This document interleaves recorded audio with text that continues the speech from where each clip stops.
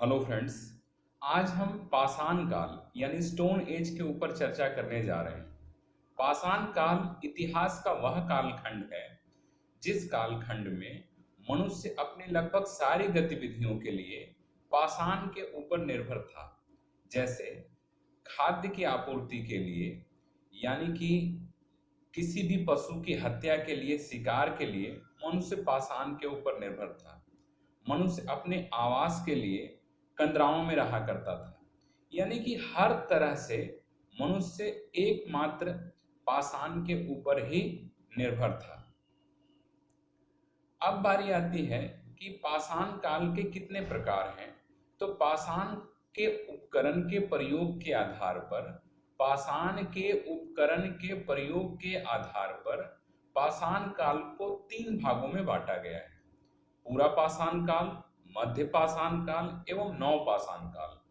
पूरा पाषाण काल, पूरा पाषाण काल 5 लाख ईसा पूर्व से लेके 36,000 ईसा पूर्व तक के काल को पूरा पाषाण काल कहा जाता है। इस काल की प्रमुख बस्तियां कहाँ कहाँ से प्राप्त हुई हैं? तो इस काल की प्रमुख बस्तियां या यूं कहिए कि इस काल के अवशेष कहाँ से प्राप्त हुए हैं? तो पूरा पाषाण काल के अवशेष हमें पाकिस्तान की सोहन नदी घाटी एवं इलाहाबाद की बेलन नदी घाटी से प्राप्त हुए हैं। साथ ही साथ इलाहाबाद इलाहाबाद में बेलन नदी घाटी की एक सहायक लोहंदा नाले से एक मातृ देवी की मूर्ति मिली है, जो भारत में सबसे प्राचीन मूर्ति होने का गौरव प्राप्त है जिसे। अब बात करते हैं कि पूरा पाषाण काल की सबसे बड़ी देन क्या है। तो पूरा पाषाण काल की सबसे बड़ी देन है आग का आविष्कार। यानी कि पूरा पाषाण काल से पहले मनुष्य को आग का ज्ञान नहीं था और आग का आविष्कार मनुष्य ने पूरा पाषाण काल में ही किया है। इसके बाद मनुष्य अब किसी भी जीव जंतु को पहले की अपेक्षा अब पका के खाना सीख गया। क्यों?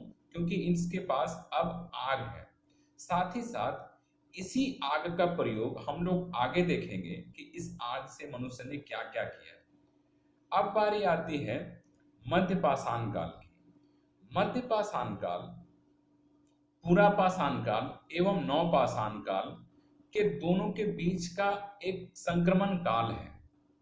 यानी कि पूरा पाषाण काल के भी कुछ गुण देखे जा सकते हैं इसमें, और नव पाषाण काल के भी कुछ गुण इसमें देखे जा सकते हैं, और ये एक संक्रमण काल है। लेकिन इसका काल कब से कब तक है? तो मध्य पाषाण काल 36,000 ईसा पूर्व से लेकर 8,000 ईसा पूर्व तक के काल को मध्य पाषाण काल कहा जाता है। इसके अवशेष हमें कहाँ कहाँ से प्राप्त हुए हैं? तो मध्य पाषाण काल के अवशेष हमें उत्तर प्रदेश के सराय नहराय से और मध्य प्रदेश के भीमबेटका से प्राप्त हुए हैं। अब बारी आती है कि मध्य पाषाण काल पूरा पाषाण काल से भिन्न क्यों है। तो जहां पूरा पाषाण काल में पाषाण के जो उपकरण थे वो विभिन्न रूप के थे, उसके कोई खास आकार प्रकार आकृति नहीं हुआ करती थी। लेकिन मध्य पाषाण काल में पाषाण के उपकरण अब आकार लेने लगे। यानी कि यहाँ अब एक निश्चित आकार में पाषाण के उपकरण को ढाला जाने लगा। ढालने का अर्थ यह नहीं कि पाषाण का ढलाई होना, बल्कि ढालने का अर्थ यह हुआ यहाँ कि पाषाण को एक आकार दिया जाने लगा मनुष्य के द्वारा। वो छेदी हथौड़ी का आकार हो सकता है, वो भाले का आकार हो सकता है, वो हथौड़े का आकार हो सकता है, वो तलवार का आकार हो सकता है। यानी कि मनुष्य अब आसानी से शिकार करने लगा। पहले की अपेक्षा अब मनुष्य आसानी से शिकार करने लगा। अब बारी आती है नव पाषाण काल की।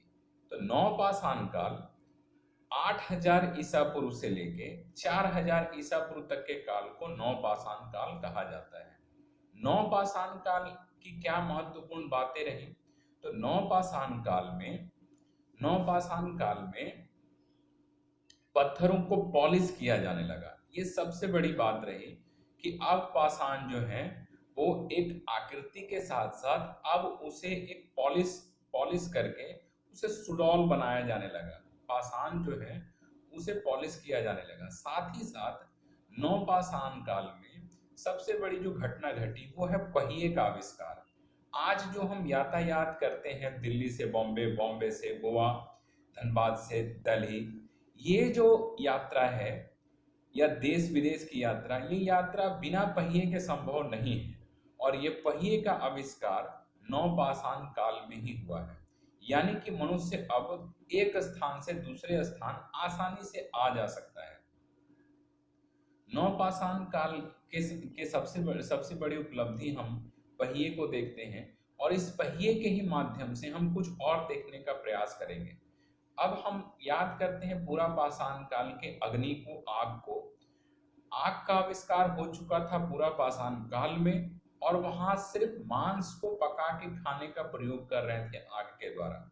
लेकिन उसी आग का प्रयोग नवपाषाण काल में जंगलों को जलाने के लिए और अपने खेती बाड़ी के लिए स्थान निर्धारित करने के लिए किया जाने लगा।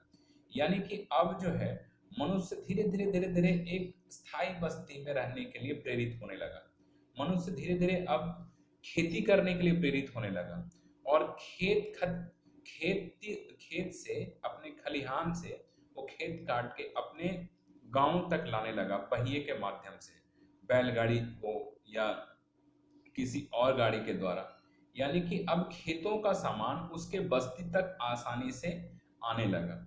यहाँ सबसे बड़ी बात आती है नवपाषाण काल में खेती बाड़ी। तो खेती बाड़ी जो है इसके प्राचीनतम साक्ष्य भी मिले हैं। तो प्राचीनतम साक्ष्य हमें मिले हैं मेहरगढ़ से। गेहूं तथा जौ के दाने हमें मेहरगढ़ से प्राप्त हुए हैं और चावल का प्रथम अवशेष हमें मिला है कोल्डिघवा से।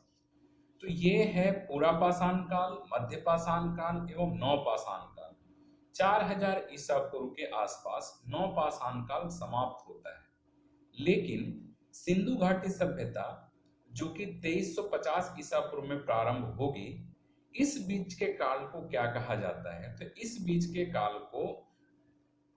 के काल को ताम्र पाषाण युग कहा जाता है। यानी कि पाषाण के साथ साथ एक प्रथम धातु के रूप में मनुष्य ने तांबे का आविष्कार किया। कब? तो 4000 ईसा पूर्व से लेके 2350 ईसा पूर्व के बीच में इस काल को हम ताम्र पाषाण युग कहते हैं। यहाँ 2-3 बातें बहुत महत्वपूर्ण हैं कि मनुष्य ने सबसे पहले किस धातु का प्रयोग किया? तांबे का।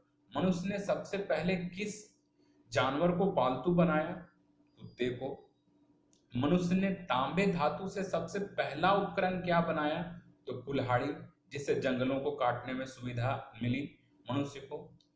अब बारी आती है कि पूरा पाषाण काल, मध्य पाषाण काल एवं नवपाषाण काल के जितने भी उपकरण हैं, ये सारे के सारे उपकरण किस पाषाण से बनाए गए थे? तो ये सारे के सारे उपकरण स्फाटिक पत्थर से बनाए गए थे। स्फाटिक आज के समय में एक बहुत ही कीमती पत्थर है। ये एक ट्रांसपेरेंट पत्थर होता है, व्हाइट कलर का, या यूं कहिए कि आप बर्फ के समान आर पार दिखने वाला ये एक पत्थर होता है।